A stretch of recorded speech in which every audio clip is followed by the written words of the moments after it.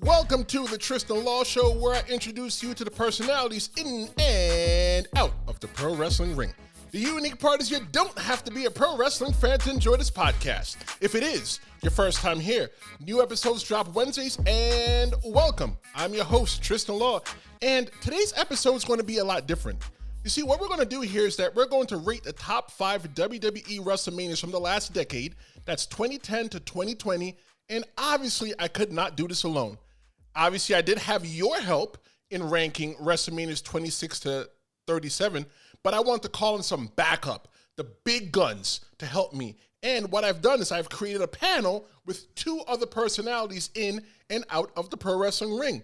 And you know what? I think you might know both of them already. The first person I'd like to introduce from this panel, he's from episode 18, which you can listen to at tristenlawshow.com/LOD, and obviously where you find podcasts. With 30,000 plus YouTube followers and counting, I'd like to reintroduce you all to Dave of Dave Knows Wrestling. Dave, welcome back. What's new? Hello. Thank you for having me back. What's new? Not a whole lot. It's still, the ongoing trauma of the last year, but other than that, nothing is new. Have you broken like 30,000 yet? Have you got like to 31,000? I'm at like 37. I'm bordering around 37-ish, and climbing. Been climbing up pretty good lately, so looking forward to that. Just keep on keeping on. That's the rule. That's the goal. That's good. I see you doing a lot of live streams. So those are my listeners that are listening. Not only do you live stream about pro wrestling, you also live stream about non-pro wrestling things as well too. And you actually read everybody's comments as well too. So sometimes when I'm working my regular job or I turn on the TV late at night, I see Dave's late night stream. So I come in and I hang out for a little bit and I watch. Sometimes I'll text you to bother you, but hey, I think that's really cool what you're doing. And I can't wait for me to say that you have 40,000 followers on YouTube. Too true. Yeah, me too. I can't wait to get that silver play button. That's my goal now. That's what I want. I want that 100K. The second person of this WrestleMania panel, I've never met him in person, but we work together in cross promotion, and you've listened before. If you've listened before, you definitely know his voice. And if you've guessed right, he is the host of the Last Minute Wrestling Podcast, which you can catch new episodes weekly at lmwpodcast.com and where you find podcasts. He is the Italian podcaster, my pod brother, Frank Mandolini. Frank, welcome. How are you? People can't see me at the moment, but I am doing the RVD and gesture like Frank Mandolini, and I do that, and I feel very, very stupid every time I do it. But I become accustomed to do that because when I record my intros, I do that as something to give me self-confidence. So that's it. I am doing great, I guess, because of that. How's everything going for you in Italy? I heard that you recently just bet on yourself. Tell everybody about that so they can catch up with you. Oh yeah, after like 8 years, I just changed my job and I'm self-employed now, which is the best thing to do during a pandemic. And so that is why I decided to go full-time in being a podcaster. No, that's not true. That's not true. I'm doing copywriting jobs, writing stuff, journalism, this kind of stuff, and podcasting. Outside of that, you can find me at Last Minute Wrestling Podcast, pretty much wherever you get your pods from. Well, very good, Frank. It's good to have you here and to have a little bit of Italian flavor on this top 5 WrestleMania of the past decade. So if you guys are ready, I'm ready. Let's go ahead and jump into this. Oh, I'm ready. Yep. I'm born ready.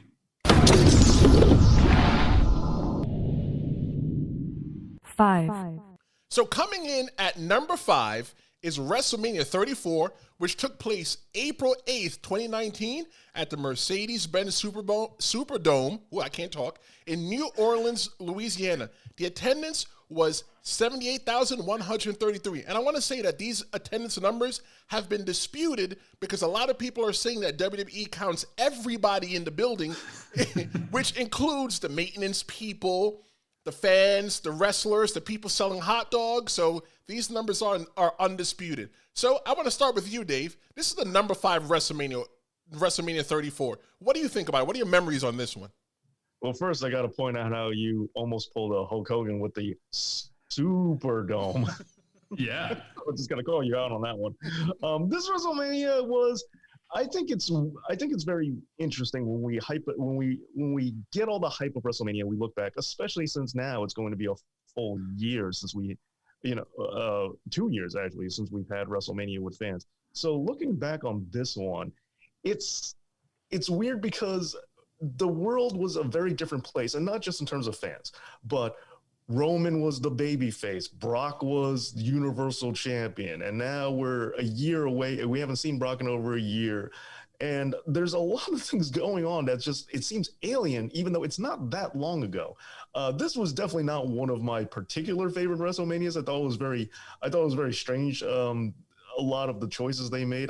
And first and foremost, I got to say, I was very surprised about Roman not going over. I thought that was like a done deal, but, that one caught me off guard. That was probably the biggest surprise I had of the night. You see, for me, Dave, I hate WrestleMania when it takes place in the Mercedes-Benz Superdome, because to me, even though it's the Superdome, it feels really claustrophobic to me. Wow, I can't talk for real. It feels very claustrophobic to me. It feels very small. And I'm never really a big fan of all the things that happened at that WrestleMania, because that was the WrestleMania that preceded the Royal Rumble, where Shinsuke Nakamura won the Royal Rumble, and everybody was so excited to see Shinsuke Nakamura versus AJ Styles, because we thought we were going to get something New Japan Pro Wrestling style, but we didn't get that. We didn't get that. Okay. Obviously, it's the WWE, but we didn't get that. So what were your feelings on that match? That's the biggest letdown for me of it for sure. It should have been the main event without a shadow of a doubt. My other pain and torture of it was that, okay, they can't do New Japan style. I get that, but it should have been presented as the main event. And it's very funny because in hindsight, I really liked AJ Styles having that really long title run, but it wouldn't have happened if Nakamura won it, which I also wanted to happen. So I guess in this case, at the moment, I was pissed, but looking back on it, I'm like, well, at least AJ got a really long title run, so I'm happy about that. But I really wish the match was better, and I wish it didn't end with this bizarre heel turn where the Pinshasa, or it was Nakamura, was the start of Nakamura's new heel gimmick, which we finally got out of, by the way. So that was my biggest disappointment. And again, I understand we could not do strong style in WWE, or we could, they just won't. I understood that they won't, but this was also the start. This is also a continuation of everything we've seen from AJ Styles, where, hey, let's repeat his feud with Samoa Joe from TNA. Let's just make it suck. Let's repeat AJ Styles' feud with Kurt Angle in TNA, but let's not do it as well. And this was just another one in that the AJ Styles saga of repeats. So going all the way to Italy, Frank, I definitely want to hear your personal take on this, because obviously things clash differently because we all come from different cultures, and in this case, different countries. So what was your take on WrestleMania 34?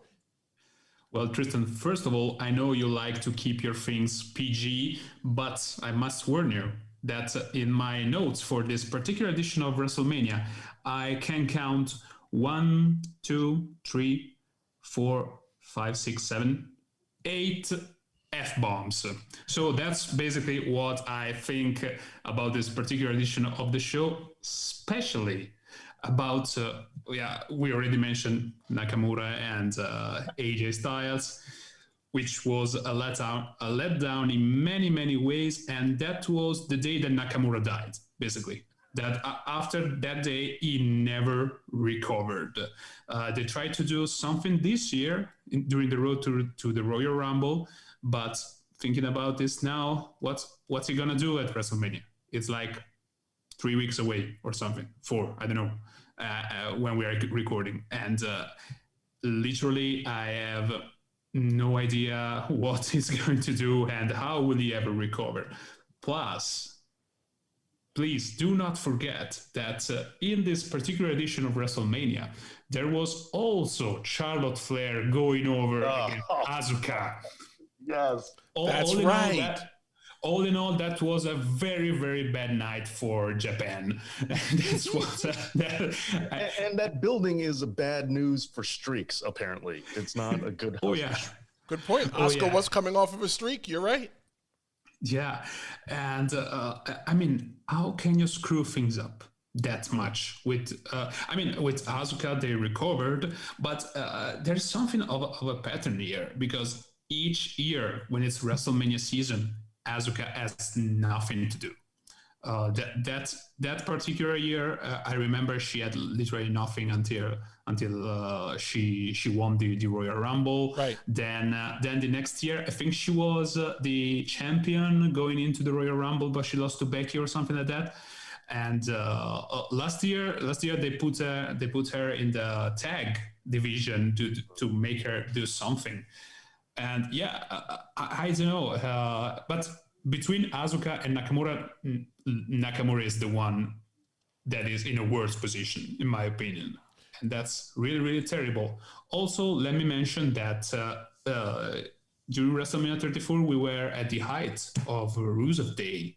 And did you remember how that match went? That was a fatal four-way. Of course, Rusev Day was super over, which means that he hits the pin and Jinder Mahal wins the US Championship. So, all in all, great edition of WrestleMania. So how did this WrestleMania make this list? Who voted for this? Well, it was the listeners that voted for this, Dave. So be nice to my listeners. They like torture? You guys like being disappointed? Is that the goal? Hey, but you know what? It wasn't top 5. I mean, it wasn't number 1 on top 5. It was number 5 of 5. So it is at the bottom of this list. We're counting of the decade, okay? Look, and I may get heat for this because I know how people strongly feel, but 27, Miz winning. I'd rather watch that. I hated that WrestleMania. I hated it. What? I hated that WrestleMania. I don't like it either, but I'd rather watch that than this one. Well, you see, for me, I did not realize until you guys just mentioned it that WrestleMania 34 in the Mercedes-Benz Superdome in New Orleans, Louisiana, is not a good place for Asian professional wrestlers to try to go ahead and get over. Because I didn't realize that both Shinsuke and Asuka lost at the same exact time. See, if you ask me, I would have thought those took place in 2 separate worlds. But one of the things you got to think about is that in the WWE, if they want you to remember it, they'll make you remember it. They'll play a replay or something like that. So obviously, almost 3 years later, those matches don't even matter that they lost because they haven't reminded us that they ever lost. I mean, John accounts of history by WWE for sure. I'll put it this way, and I'm glad it's the 3 of us specifically with our backgrounds who are here right now, because I want to point something else, and I do intend to do an episode about this in the future on my channel, Dave Knows Wrestling, over on YouTube. Bang bang. Bang bang. But when it comes to WWE, this was a prime opportunity. This WrestleMania, for me, signifies a prime opportunity to do something that they've been able to do in the past, and briefly touched upon it on the future. But it's the backbone of the company, and that's the ethnic hero. When it comes to the WWF, Vince McMahon Sr., the company was built off of the back of one man, Bruno Sammartino, an immigrant from Italy. They put him up there as the hero, and there was a lot of Italian Americans who identified with him, and they really, really strongly believed in the ethnic hero that was Bruno Sammartino. And then it moved forward to Pedro Morales, and that was what WWF was all about. And then Vince McMahon Jr. came in, and then that trend kind of stopped. It's all about taking someone who comes from a background, and say, you can't win. You're not supposed to be champion. Booker T.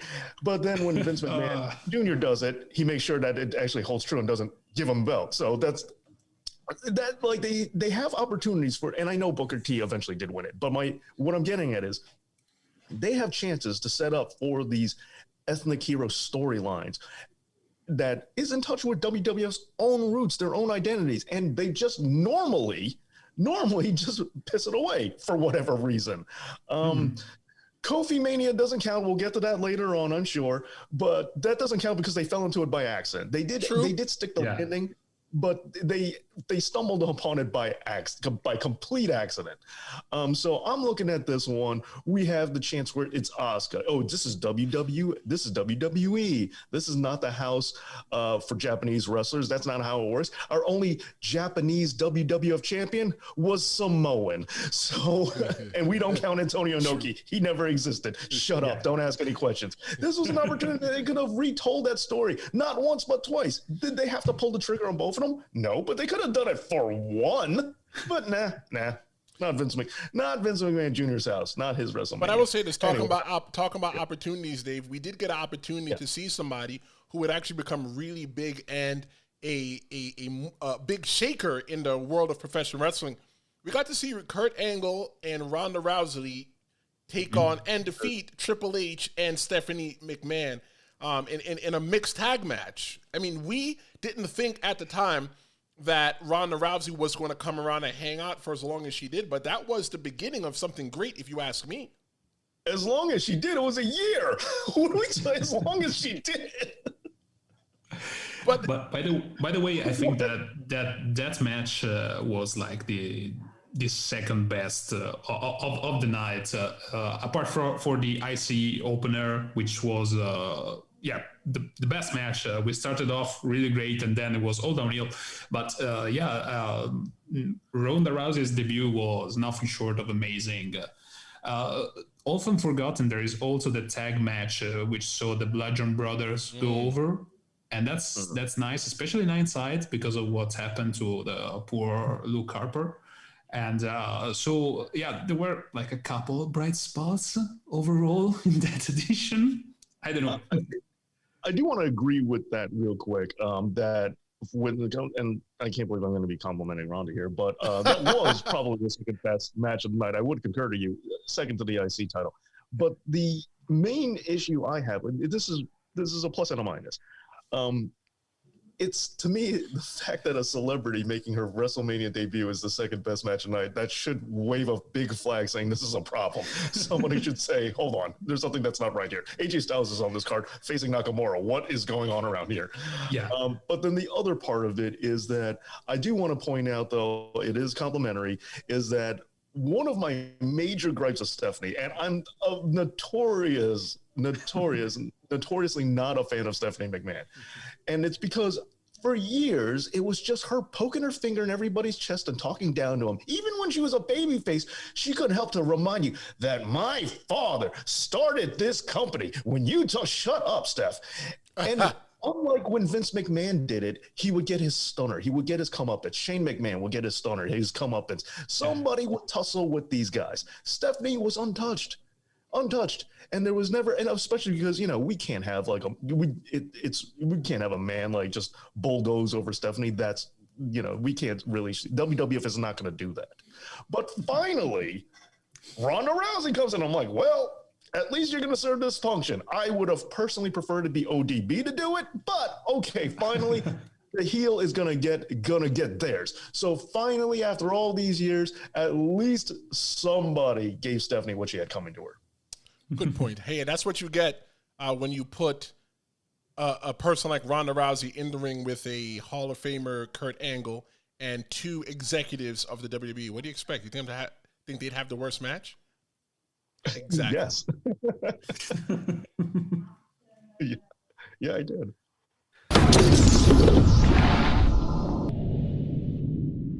Four. So moving on to number 4 of the top 10 WrestleManias of the last 10 years, the last decade. This year, the last year's WrestleMania for 2020, it was WrestleMania 36. It was really different. It was supposed to take place in the Raymond James Stadium in Tampa Bay, Florida, but because of the COVID worldwide pandemic, they had to put everything to a halt. The whole world came to a halt.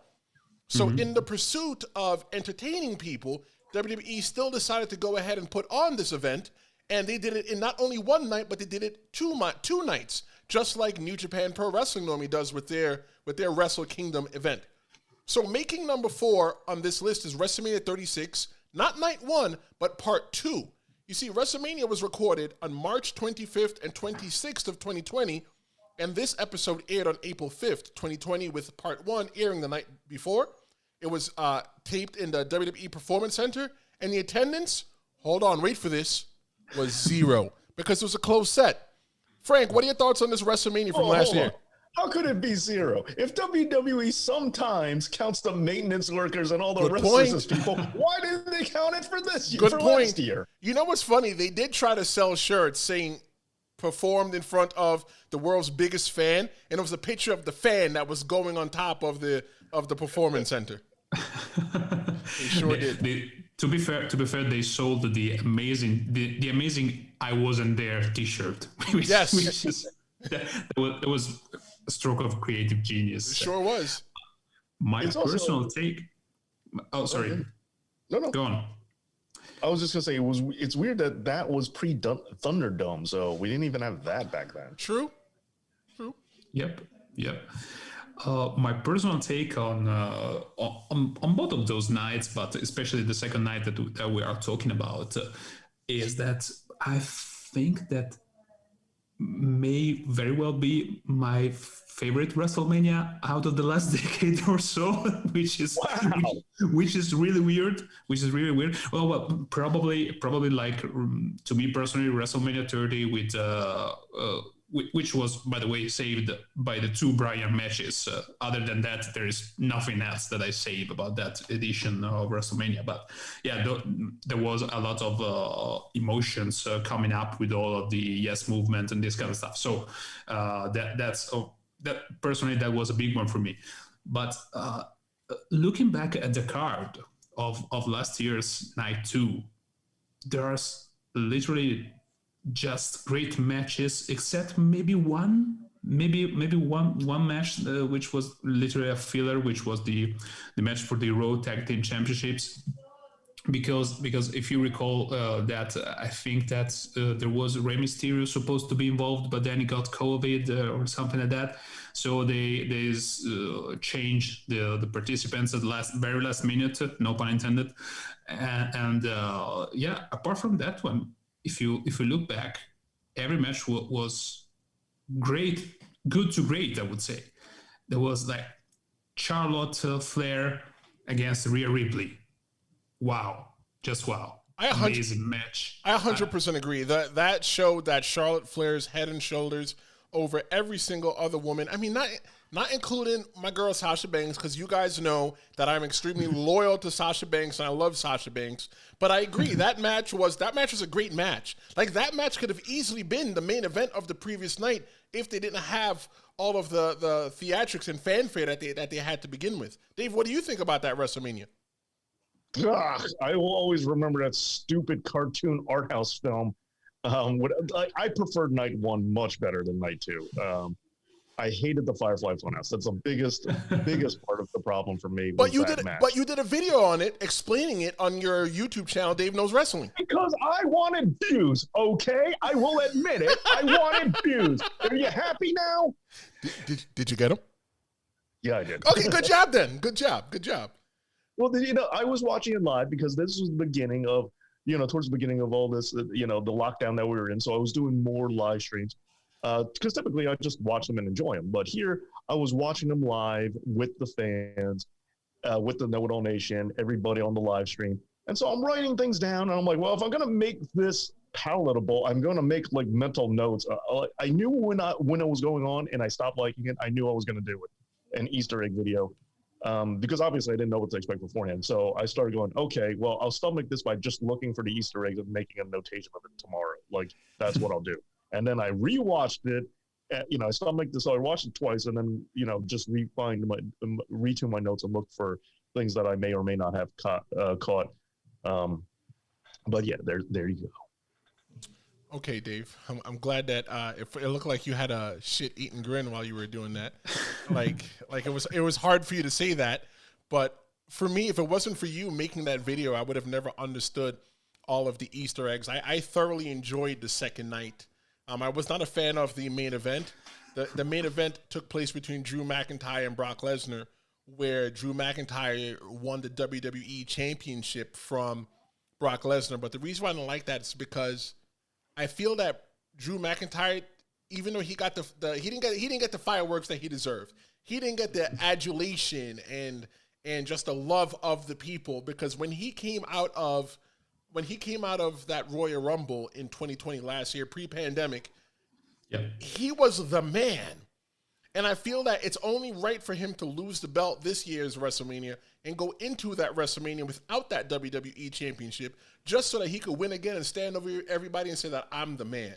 So, that's why I'm glad that Drew McIntyre doesn't have the championship, and that's what they're going to do. But another match that I want to bring up as well too in that second night was the last man standing match between Edge and Randy Orton, where those two guys went around the whole entire arena and beat each other up. And for those of people that don't know me, that I'm a huge Edge head and I'm a huge fan of Randy Orton. I'm such a big Edge mark that when I had MySpace, going way back to MySpace, that my page was Law, the rated R superstar. And in the ring, I put so much of my wrestling persona into being parts of Edge and Randy Orton because of the way that they tell stories. I was just such a fan of that match. Yeah, that was a great match. A tad long, I think, but yeah, just a tad long, but I loved it. They made us feel all the emotions. Quite long, but yeah. It was about a 35-minute match. There's plenty of times where it was crazy because the referee wasn't counting, but I 100% agree that it should have been, it could have been shorter. I think they probably gave us too much. Well, it couldn't have been longer. Or it could. Thank God it wasn't longer. If it was longer, we'd have night 3. Probably. And then another thing that we got as well, too, is that we got Bobby Lashley. Remember when Bobby Lashley was married to Lana? Yeah, I don't remember that either. But yeah. I would if I was him. Well, shoot, I hope he does remember that. WWE's done some really bad things when it comes to Bobby Lashley. But I feel like in this year, 2021, they're actually doing some really great things with Bobby Lashley. What else do you guys have on this WrestleMania 36 Part 2? Do you guys think they should have done a WrestleMania? No. At the time, no, I didn't think. But looking back now at how things went with the pandemic, etc., probably that was the right call. I hope they were safe enough to do that. But I'm looking back at it now. I'm thankful of it, and I may surprise you. There is one peculiar match in this card that it's the only match that I watched twice last year.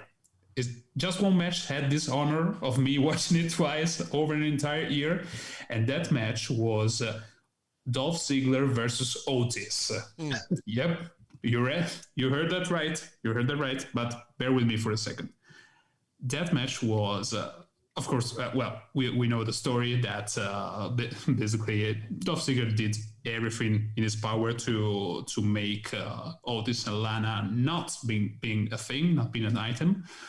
And it was like really basic storytelling, some sorts of comedy, but everything was really well done, if you ask me. They made us believe the whole story. And when, in the end, Otis won the match and got the girl, that was like the culmination of something that was supposed to go like that. And I think that generally people watching were happy seeing that.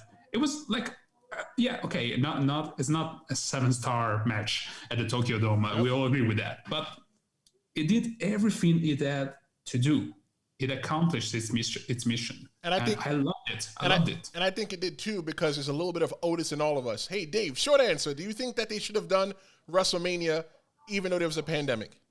I agree completely with Frank. At the time, no, but in hindsight, everything seemed to work out fine. So I guess it was. I guess it was fine that they did it. So I'm completely with Frank on that one.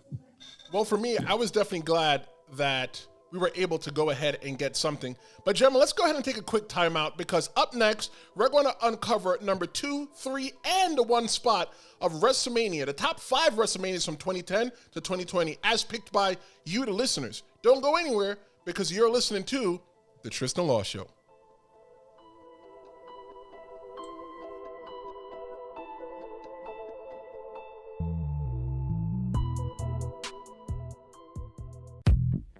Hey you, yeah, I'm talking to you.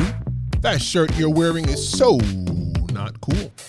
Why don't you head on over to TristenLawShow.com and get yourself a new shirt. Not only will you be cool, but you'll also be supporting the show. What are you waiting for? Go now and get a hat too while you're at it. Thank me later.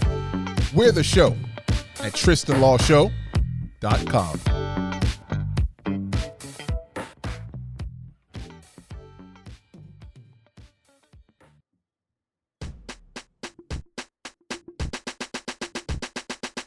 Welcome back to the Tristen Law Show, and I hope that you're having a great time. On this special episode of the Tristen Law Show, just in time for WrestleMania, I am joined here by my Italian pod brother, host of the Last Minute Wrestling Podcast, which you can find wherever you find this podcast in LMW and at lmwpodcast.com, and my arch nemesis, Dave of Dave Knows Wrestling, who's encroaching 40,000 followers on his YouTube channel. Welcome back, guys. How are you? Very good. Good. I'm glad you guys got to stretch your feet for a little bit. And anybody that's just joining us, for some strange reason, you're not listening to the beginning of this podcast. We've went over the top, the number 4 and number 5 spot of WrestleManias of the last decade, as voted on by you. Number 5 was WrestleMania 34. Number 4 was WrestleMania 36 Part 2. Working our way to number 1. We're now going to go into number 3.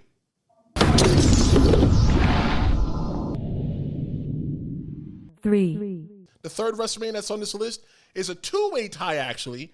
It's between WrestleMania 28 and 33.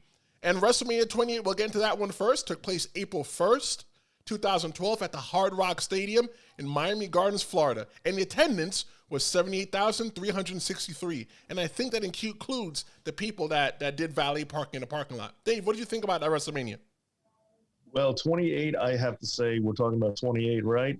Yes, 28. Has another very distinct record I think a lot of not everybody knows about. It is the highest pay-per-view bought pay-per-view of WWE's ever, and a record that will never be broken, because following this we had the inclusion of the network, $9.99. So 28 set the record. So it is the highest grossing WrestleMania ever.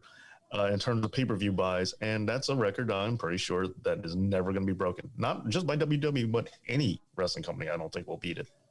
Well, this one was tagged as once in a lifetime because we had John Cena versus... Part 1. Yeah, right. We had John Cena versus The Rock in the main event, and the reason why that Frank is saying that it was part 1 is because the following year at WrestleMania 29 in MetLife Stadium, Jersey, we actually got another WWE Championship match between The Rock and John Cena. So I'm thinking that when they said once in a lifetime, they probably meant once in a lifetime on pay-per-view, because next year it was not on pay-per-view, it was on the WWE Network, if I'm not mistaken, correct? Oh yeah, probably. That's a good question. I think you could still really buy it on pay-per-view if you want to. I'm not 100% sure about that, but that's a good question. I think I think that WrestleMania 29 was the first pay-per-view streamed on the network. You know what? I really think it might have been 30, because I went to 29 in person. We'll talk about that, because I believe WrestleMania 29 does come on this list. But I do want to say that it might have been 30 in a Mercedes-Benz Dome. But fun fact, Dave, you're going around pushing around facts about this WrestleMania. I got a fun fact about this WrestleMania for you. This is the first WrestleMania that I fell asleep in. Yes, I fell asleep in it. Oh, because it's so hard to get you to fall asleep. You look, oh wow, I just fell asleep right now. If you know anything about me, I fall asleep really easily. I've fallen asleep in very inappropriate places. But I remember watching this with my friends and falling asleep and not being too thrilled with it. Frank, what are your memories of this WrestleMania?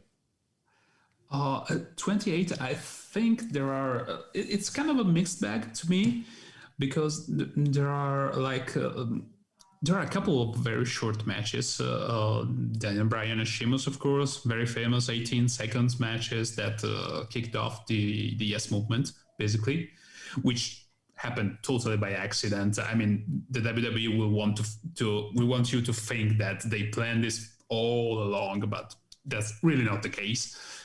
TikTok was an interesting choice of words on that one. Yeah, exactly. And also the often forgotten Big Show versus Cody Rhodes, which was also, I think, a 1 minute match or something like that, which in the end I think was very cool. I loved the Punk versus Jericho. I loved that match, even because, and that's something that I know I am in the minority, but I was about to say the F word, but I will not.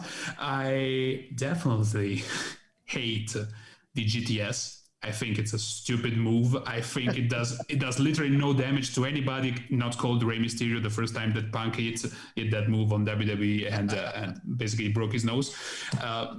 Apart from that, I think it's a very, very stupid move that takes a lifetime to set up. And I love Punk. I am a huge CM Punk mark, but I always hated that move. In that match, CM Punk won by Anaconda Vice, which is so much cooler. I love the Anaconda Vice. That's hell of a finisher to me. Hell of a submission move. Absolutely love it. One of the things I want to say about your feelings, Frank, about the GTS, I can 100% agree with you about the GTS, but as a professional wrestler, one of the things that I want to add to that is it's all on how the person taking it sells it.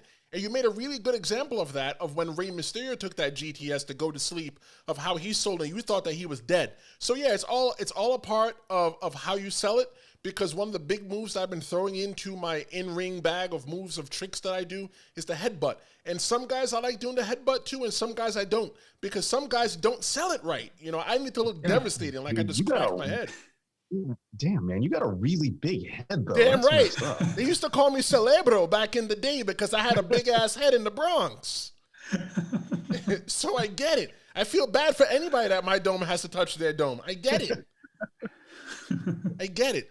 But for me, yeah, this WrestleMania, I think it was pretty cool because, being a huge fan of The Rock, it was so cool to get to see The Rock come back.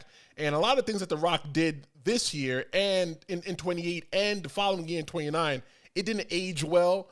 You know, most of the things that The Rock made fun of, like, we know it's all within the realm of entertainment, but if The Rock did something like that today, man, Twitter would be getting ready to ban him for entertainment purpose. And you know what? I don't want to say whether it's rightfully so or wrongfully so, but I'm telling you, with how everything is going now, they would definitely have canceled The Rock for that. Dave. I also don't think he would say it now. If this match did happen now, I don't think he would say any of those things. I mean, John Cena's done it too. But I will say this much. Out of both of their matches, I will say I prefer 28 to 29. I actually thought Rock and Cena did. I like 28 more. I really don't love either. It's not, but I'm not meant to. Like, this isn't my style of wrestling anyway. But I prefer 28 much more to the finisher spam and a false finish marathon that they had the following year, 29. I love how people criticize New Japan, AEW, and say, all they do is finisher kickouts and blow up finishes repeatedly. Yeah, watch Rock and Cena WrestleMania 29. Tell me that's not what they do as well. Oh my goodness, yeah, no, 20. So 28. I'm trying to think of something nice about 28, but I'm really struggling here. Anybody want to help? Throw me a lifeline here. Hey, you know what, Dave? I will throw you a lifeline because tied for number 3, WrestleMania 33, which took place April 2nd, 2017 at Camping World Stadium in Orlando, Florida. The attendance that night was 72,245. That was the second time that WrestleMania took place in Camping World Stadium, being WrestleMania 24. And WrestleMania 24 was really cool because I lived down the street from it and I could see the fireworks. But this WrestleMania 33, I not only attended it live in person, but this WrestleMania saw the Hardy Boys make their return to WWE and Undertaker versus Roman in the main event. No, that never happened. There was no main event that year. It just, everything just shut off for the last 20 minutes of WrestleMania 33. I don't know what you're talking about. I was there. I was watching it on TV, of course, and I kept thinking, just kill him already. He's already there. Just kill him. He being the Undertaker. Yeah, definitely. That was a botch fest, terrible. Literally, I hated with passion WrestleMania 33. I think that AJ Styles versus Shane McMahon is the match of the night, which is saying something. And the only thing that I loved, but not because of the ring action, is John Cena proposing to Nikki Bella. Fun fact about that, right? Fun fact. Yeah. When you watch that WrestleMania and they talk about that WrestleMania and they show the photo of that girl dressed up like Nikki Bella, you remember that photo? That video? Yeah.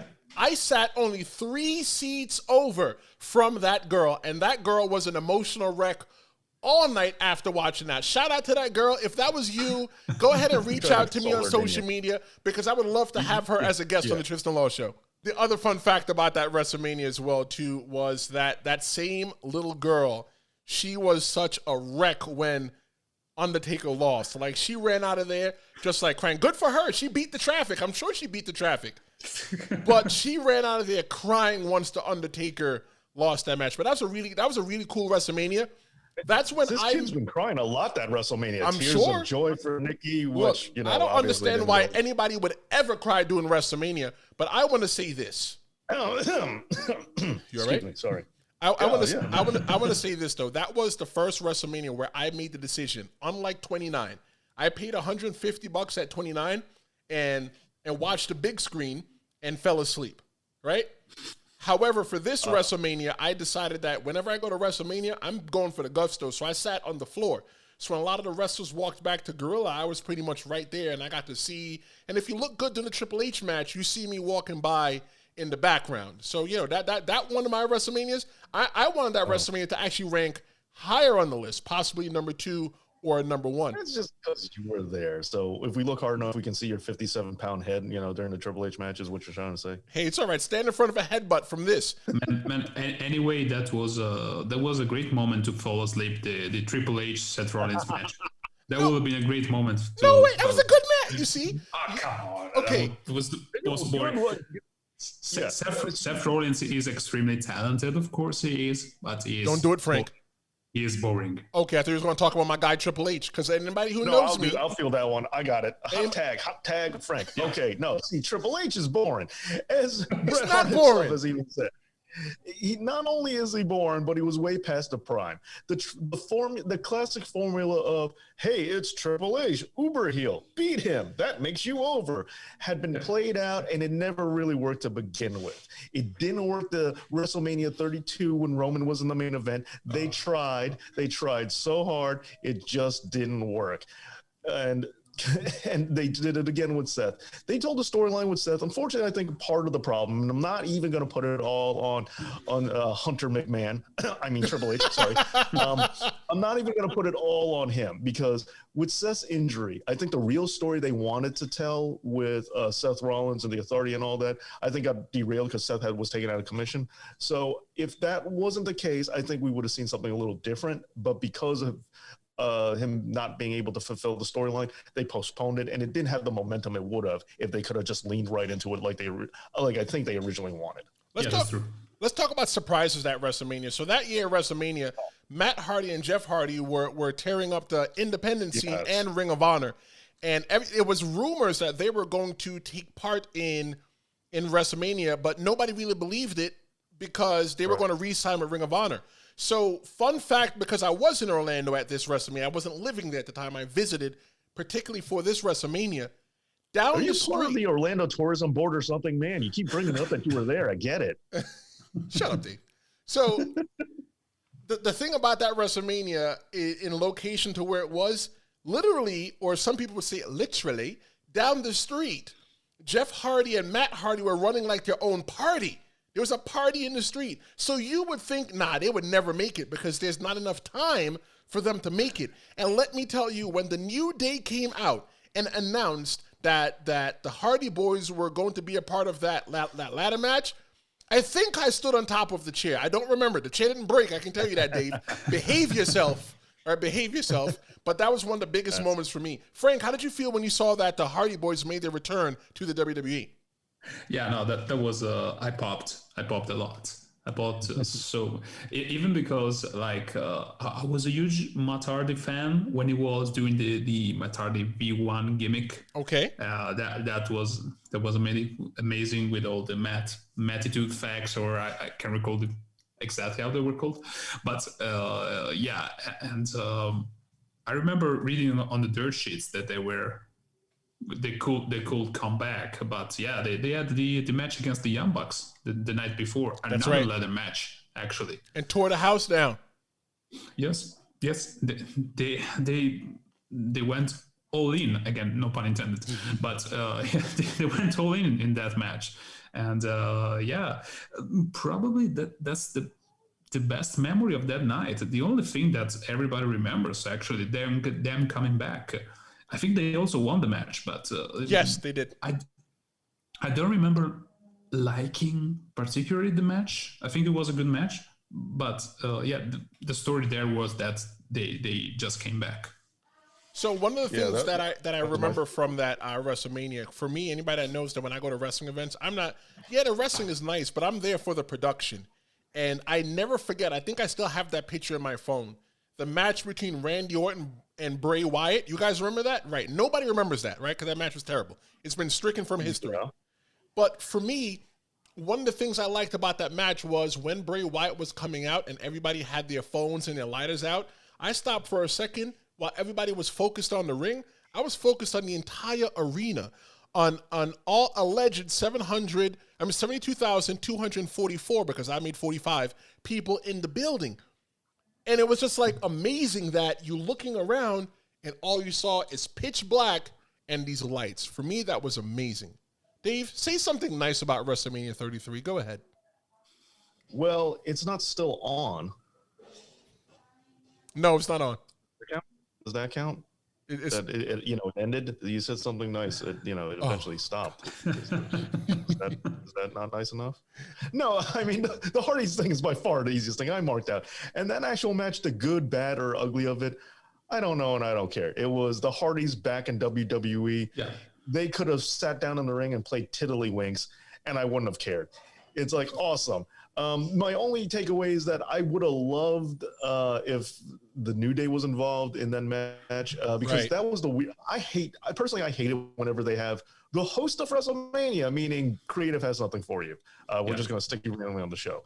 And they did give that good tease of the New Day going, oh, there's another entrant in this match. And they strictly came out in the ring here and they really made you think it was going to be them. And even I bought that one. Even they got me to fall for it. And then the Hardys coming out, that was great. And the Hardys, but it would have been cool if the New Day could have been in the match, but whatever. The Hardys re-debut was easily the greatest thing about that WrestleMania by a long shot. I think Dave, knowing you personally, one of the things that would have made that WrestleMania a good WrestleMania would have been if like Shawn Michaels was like in the main event. All right, so let's move on to number 2. I hate your face. Why do you hate me, Dave? You know damn well how I feel about said douchebag that you just brought up. So you know why. You know. All right, so when I was on Frank's Last Minute Wrestling podcast, I mentioned this a couple weeks ago. And yes, I remember. And just clear the air right now for people that are listening. Why is it that you don't like Shawn Michaels? The easiest way to approach this is exactly what you said earlier in the show, that people remember what WWE wants you to remember. And at a process of elimination, they have somehow cajoled the people into believing that Shawn Michaels is somehow the greatest of all time. They shove that down your throat because they want you to remember that over and over and over again. They've told you that 50 greatest superstars of 50 years of WWE. They put him number 1 over Hulk Hogan, over Stone Cold Steve Austin. And meanwhile, he is one of the absolute all-time lowest grossing champions there ever was. He can't draw a dime. Let's look at WWF. Number 1 all the time until Shawn Michaels wins the belt, then all of a sudden WCW takes over. Loses the belt to Stone Cold Steve Austin 2 WrestleManias later. WWF comes back on top.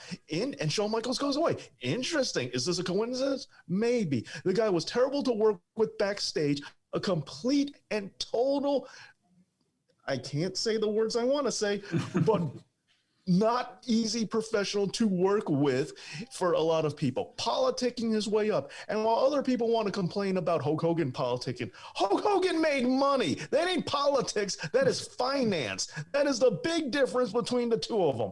And let's not even get started with the Montreal Screwjob and that he can't even wrestle. He's a punch kick machine that occasionally jumps. And people think he's a great technical wrestler. But sit down and watch his matches. Count how much chain wrestling there is. Count how many actual wrestling moves he does other than just leaping and slapping people with his foot.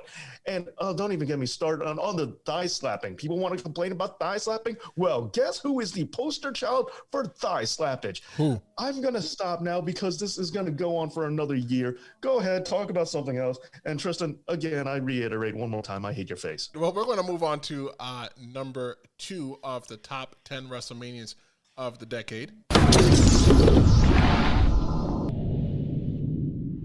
2. And coming in at number 2 is one of my favorite WrestleManias, and I'm pretty upset that this one didn't make number 1, but it is WrestleMania 35, which took place April 7th, 2019 at MetLife Stadium in Rutherford, New Jersey, with the attendance being 82,265.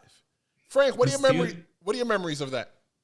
That probably is still going on, still has to end. That WrestleMania literally never effing ended. Never. Oh my God. You should just use your own name every time you want to F-bomb. You should just say that never Franken ended. Frankie. Yeah, never Franken ended. Oh, imagine being there in person. My goodness. Yeah, I don't think that's a particularly good edition of WrestleMania. Probably there are many things that were either too quick or too slow during every match, basically. I don't know. Well, does anybody remember that in this WrestleMania there was Drew McIntyre versus Roman Reigns? I do. I mean, oh yeah, okay. You know what's funny? You know what's funny? I went to the bathroom doing that match. I was like, oh, let me go real quick. By the time I came back, I remember it being done. Yeah, that was supposed to be a big deal, a kind of big deal. I mean, those are the two guys they are clearly building the WWE around at the moment. And that was like the first encounter. And if rumors had to be true, they want to create something like The Rock, Steve Austin with the two of them meeting multiple times at WrestleMania. But I don't know, the first match, like, it was half of the match. I have no idea. Never forget. Drew McIntyre has lost to El Torito, so it could be worse. Yeah. Never forget. Yeah, it could be really, really worse. And I loved Mrs. Dad. Yeah, I loved him. Love his punching, his style. And apart from that, I don't know. Really, Baron Corbin to end Kurt Angle's career. That's what we get. Okay. You see, and I've argued that before, Frank, that Baron Corbin had to end Kurt Angle's career because you have to leave the wrestling business better than you found it, and that's what Kurt Angle was doing. If Kurt Angle beat Baron Corbin, Kurt Angle's leaving. So Baron Corbin would just be known as the guy that was beaten by Kurt Angle, and he'll never be able to get his comeuppance. He'll never be able to get his payback.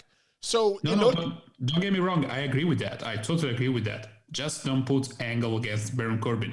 Literally, half of the roster would have been better. I don't know. Like everybody was clamoring for John Cena at the time, but even whoever from Kurt Angle's past was fine, I guess. I don't know. Rey Mysterio, the first person that comes to mind at the moment. That would have been better. We did get John Cena that year. I remember it vaguely. John Cena came out in like the Thugonomics stuff, right? Do I have that year right? Yeah. I remember that. He didn't really do much. I think he just hit a FU on somebody, and that was it. Yeah, Elias, that's it. All he came out was for a little segment. That was it. Right, but it was over. It was over. Yeah, you're right. That's better than being Kurt Angle. Yeah, no, that made more sense. And we should talk about the main event that has a lot of momentum behind. And personally, to me, it was ruined by the presence of Charlotte Flair. That really did not need to be there. Plus the mega botch at the finish. Yeah, of course. I think the three of those ladies needed each other to go into WrestleMania. Let me tell you, when I heard that those ladies were main eventing WrestleMania, if I was a crier, I would have definitely cried at that point. But I really believe, Dave, what's wrong with you? I'm trying to host the show here. Wrong with my audio. It sounded like you said if. Anyway, yeah. Right. So I've heard stories about it, Tris. I've heard a couple of stories about it, about you crying at this particular edition of WrestleMania. Yeah, my favorite memory of WrestleMania 35 is Tristen crying like a bitch. That's personally my favorite memory. Okay, look. Okay, you know what? I'll clear the record right now. Okay, maybe I did cry a little bit. It was like a tear, and it wasn't like a bitch. It was just a small little crying. All right, because Kofi Kingston was able to have me suspend disbelief so much that I was able to be excited for him winning that WWE championship. You know, growing up a person of color, or like a black person, you know, I would be a black person in New York City, we don't get to see a lot of people on the television like us. And I was going through some things at that time that were racially motivated against me. And just to see Kofi Kingston go out there and just stand on top of the man and said, look, I did it. For me, that just hit a trigger with me. Bro, okay, you know, I'll be honest. I remember watching that match. Finally, you admit it. I remember watching that match and like 2 tears fell out. I was like, yo, I can't believe that he did it. You know, WWE, I was very petrified because WWE at the time was recording fan experiences for that. And I'm glad that they didn't show me because I'm a little bit of a big deal right now. And I want people to see, you know, that more than 1 tear, you know, no more than 2 possibly fell out of my face. But for me, hands down, 200. I think that was probably the best WrestleMania match that I've ever seen in my entire life because it was just like, wow, we're really here. And Bobby Lashley winning the WWE Championship on Raw a couple weeks ago. Cried for that too? Did you cry for that too? I did not cry, but I felt like a little, you know, emotional in my heart. Because then again, it's like, you know, like Dave, you could understand because you're an Asian guy, and Frank, I'm sure you could understand if you see an Italian man on the television like Bruno Sammartino, if he was still around, you know, kicking ass and taking names, you'd be like, wow. You know, because there's not many of us walking around, which is why I felt strongly for the ending of the pay-per-view, the event with the ladies as the main event, because these are opportunities that 20 years ago they couldn't have got, even if they bought it. It didn't matter who you would put in the ring. These ladies wouldn't have gotten that opportunity. I think it's about damn time that we start changing the way that we look at things, not only in the entertainment, but within ourselves, so we could all become better people and move the world forward. By crying. I did not cry, Dave. It was 2, okay, maybe it was like 3 tears. But I'll tell you what, okay, you know what? I'll be honest.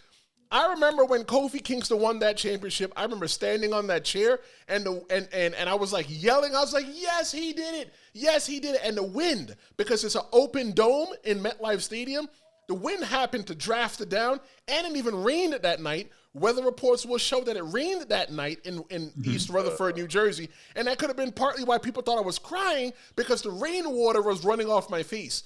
That's why I didn't want the WWE to put me on the television, because people would have thought I was crying. Thought you were crying, and that rain also caused that big snot bubble you had while crying. No. See, look. And you wiping your eye going, it is a new day. But if you was to check if you were to measure the amount of saline in my face, it wouldn't have been any more than anybody else on there. The little kid cry where you had that thing in the back of your throat where you're just going, you cried so much. I remember that. My mother would be like, shut up before I give you something to cry about. Remember that? It was WrestleMania 35. What do you mean remember that? Frank, what are your last memories on that WrestleMania?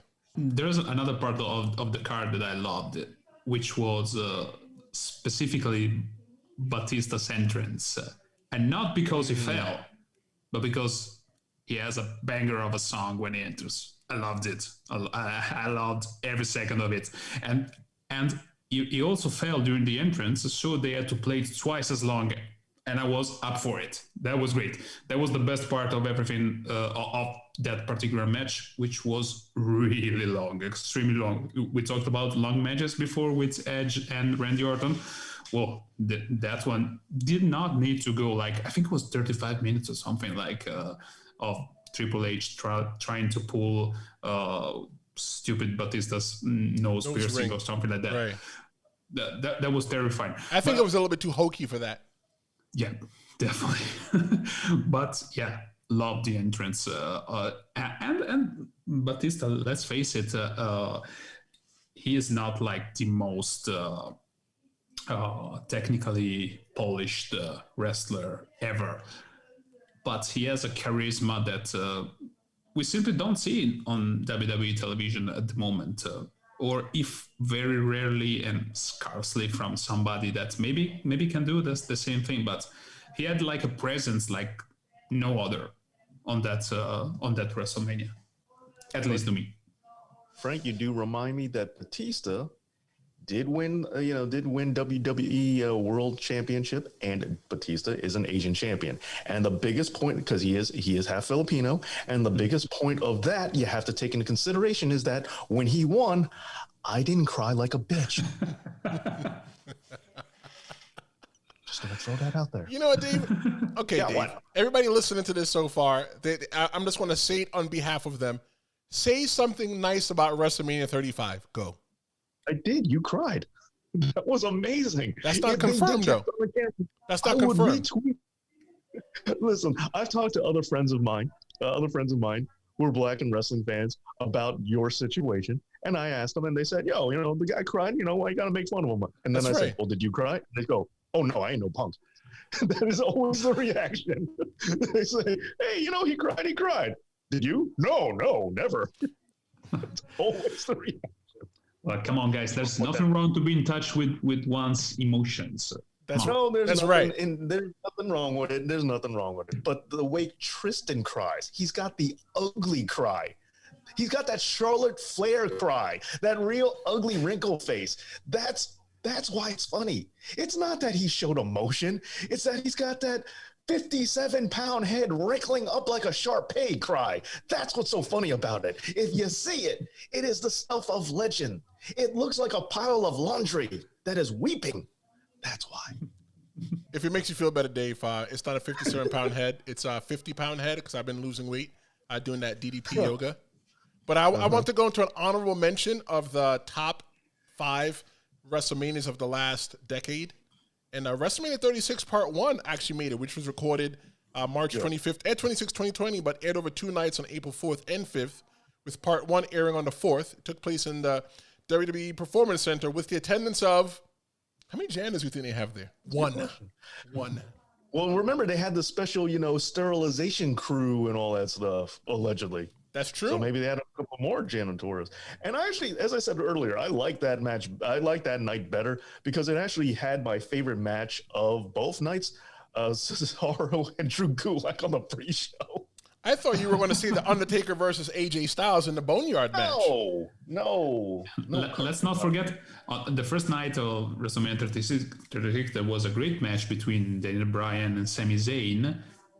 And Shinsuke Nakamura was the manager of Zayn. Yeah. So back to what we were talking about. That's a crime to reduce Nakamura of just being a manager. That's a franking crime. You know what makes, in my opinion, what makes WrestleMania 36 that took place April 4th, 2020, what makes it so special is because it was it's on the heels. It was like at the beginning of the pandemic, right? We didn't know what to expect. And when we sat home and tuned in that night, it was a total shock. Granted, it wasn't what we came to expect, but if you 100% ask me, I think it was better than nothing. But for me, I loved that Boneyard match. That Boneyard match was great. That was the beginning of us really getting deep into these cinematic matches. Like, WWE went ahead and kind of changed the wrestling world and by doing these cinematic matches, and everybody else started following suit as well too. I think some people have perfected it better than the WWE, being like TNA, but I feel that I was glad that I was able to get it. I was excited, and I'm glad that I was able to watch it. Yeah, I think that they owe a lot to Lucha Underground, to be honest, because I absolutely loved Lucha Underground because it was like nothing else. And if anything, they should have done, I think, more of this, especially for WrestleMania, because I mean that was that match. I think many people remember it fondly, even because really it was like you didn't feel that there was something missing.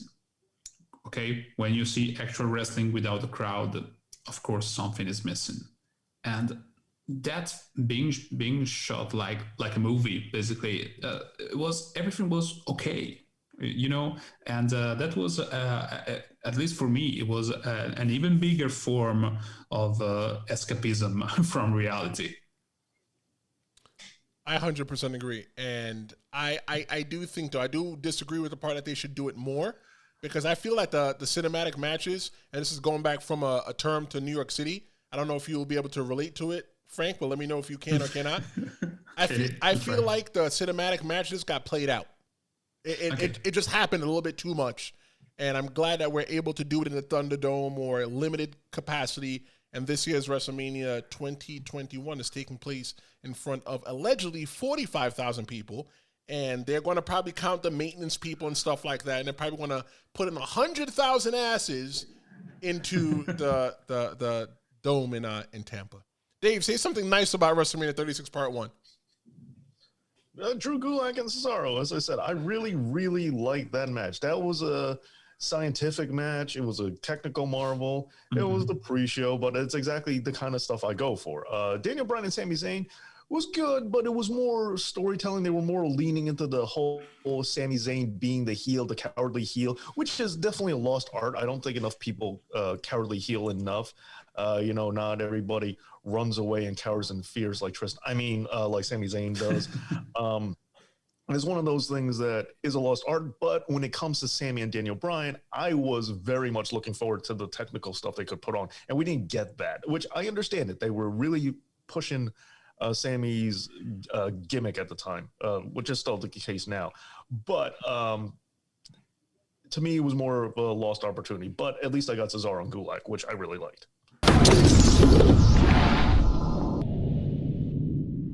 Moving on to the number one WrestleMania of the past decade, as voted on by you guys and gals, the listeners, we are going to stop at WrestleMania 29, April 7th, 2013, in MetLife Stadium, Rutherford, New Jersey, with the attendance being 80,676, where we got to see the main event where John Cena defeated The Rock to win his 11th WWE Championship. And we also got the original Heyman guy, CM Punk versus The Undertaker, which is considered by many to be the match of the night.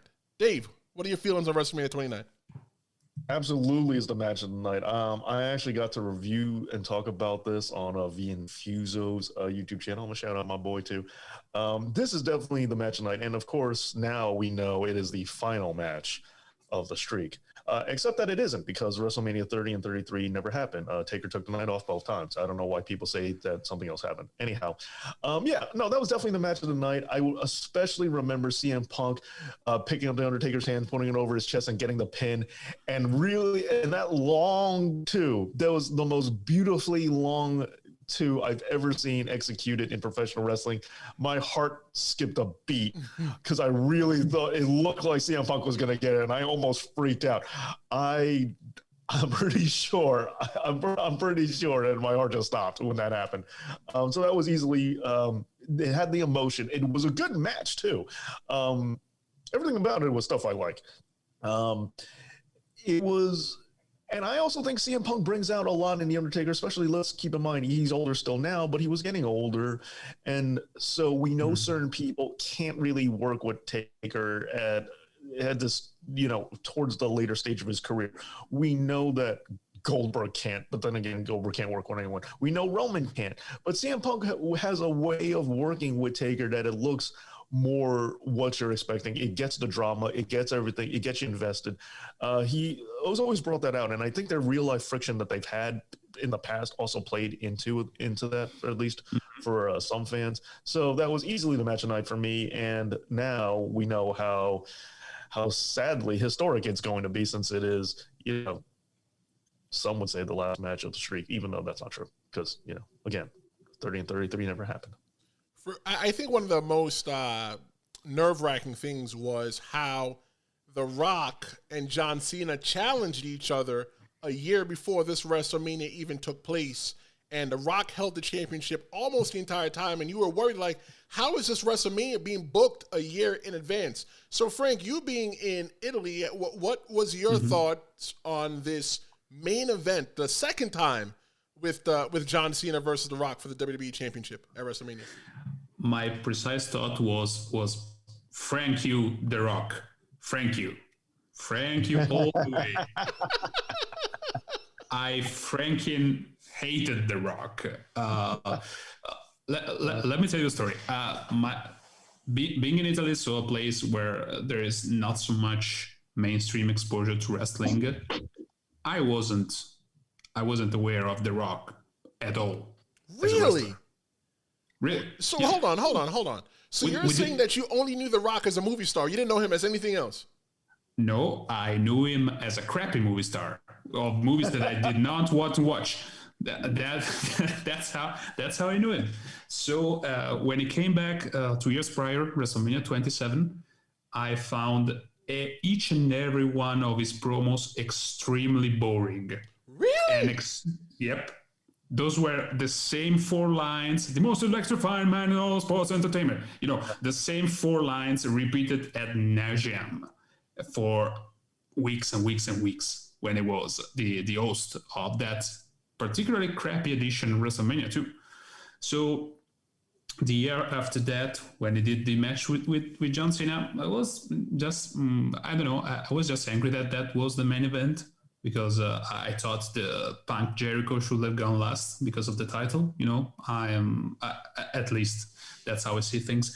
And the year after that, he challenged CM Punk to, and he ended the reign of CM Punk. As I said before, I am a huge CM Punk mark. So when he ended the reign of Punk, only to add the belt to the already established once in a lifetime part 2 match that he had with Cena, I was like, oh, Frank it. You know, and why did they need to add another stipulation to take away the belt from CM Punk after 434 days? I hated it.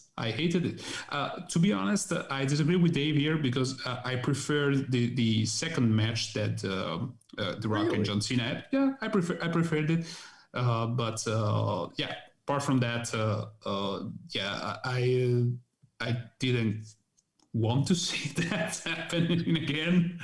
Basically, even because it was pretty clear that it was gonna cost Punk the title.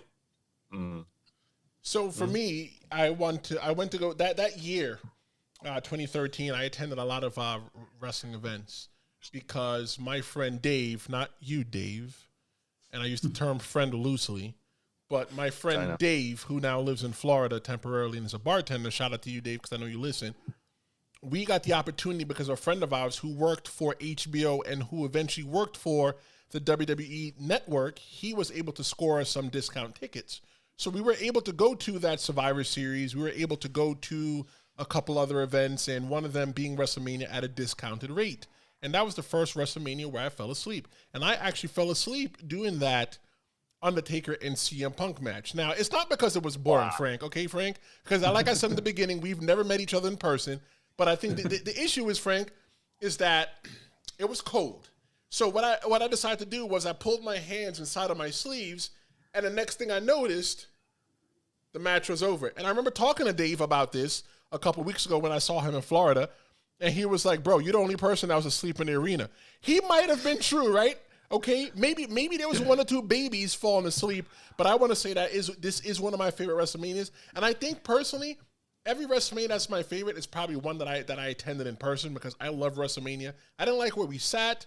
I just recently rewatched it for this purpose, and I want to say it was definitely a good WrestleMania. Yeah, I think it's really a one match show. Really, there is nothing particularly bad except Triple H going over Lesnar, but I think that's really the only match that stands out. And I will. Yep. Oh, I'm sorry. Continue. No. Well, I just finished by saying that if you ask me, that was my personal second pick to end the streak. First one being with Edge at WrestleMania 24. That was the closest time that I thought, yeah, Taker should lose, even because that was really the last great Undertaker match at WrestleMania, if you think about it.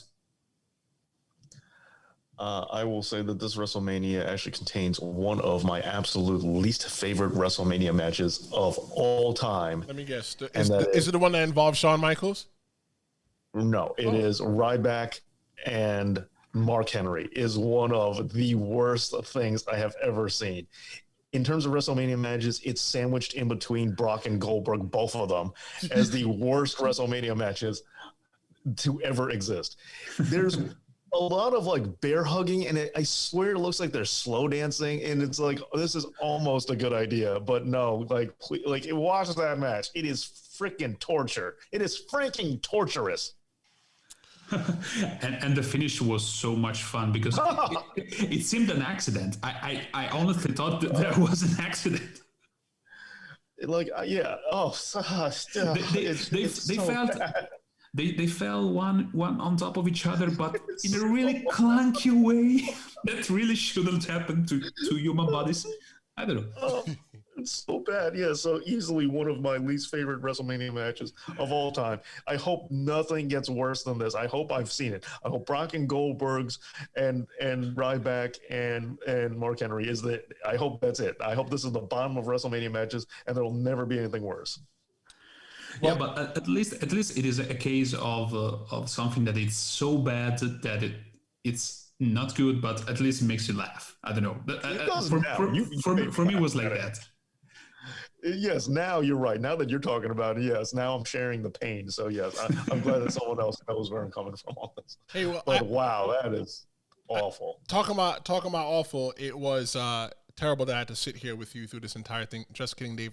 It was a pleasure having you here today, and it was a pleasure having Frank here as well too. Frank Mandolini of the Last Minute Wrestling Podcast. Guys, I'm so glad that I was able to sit down with you guys and talk about the top 5 WrestleManias of the decade as voted on by the listeners. Dave, tell everybody how they can find you outside of the Tristen Law Show. Well, you can go over and check out my YouTube channel, Dave Knows Wrestling, and please subscribe to that channel and give it a like. And on the social media, if you could, please hashtag Tristen Cried. Bullshit. Frank, how can they find you outside of the Tristen Law Show? Well, my YouTube channel has the high count number of 151 subscribers. Sorry. So yeah, definitely don't go there. But you can find me on every social media at LMW Podcast or on the website lmwpodcast.com, or look for Last Minute Wrestling Podcast wherever you get your podcasts. And ladies and gentlemen, I'm Tristen Law. As you know, as always, don't go anywhere, because up next, I'm going to tell you what to expect next week on The Tristen Law Show.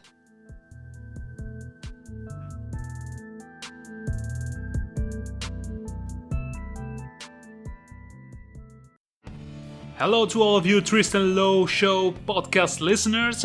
This is Frank Mandolini. You may not recognize this voice. I am the Italian podcaster who talks about the business side of wrestling. Yeah, I know, it's quite niche. But if you look for Last Minute Wrestling Podcast on all of your social media and wherever you get your podcast, you'll be amazed to find interviews with people such as Rob Van Dam or Matthew Gregg from Botchamania and many others, so you get to know many aspects of the wrestling business that normally you don't hear in wrestling podcasts. Because let's face it, who wants to hear another guy talk about Monday Night Raw? Yeah, me neither. So guys, go to lmwpodcast.com or search for LMW Podcast everywhere in the interweb. And remember guys, this is Frank Mandolini from the Last Minute Wrestling Podcast, and you stay safe.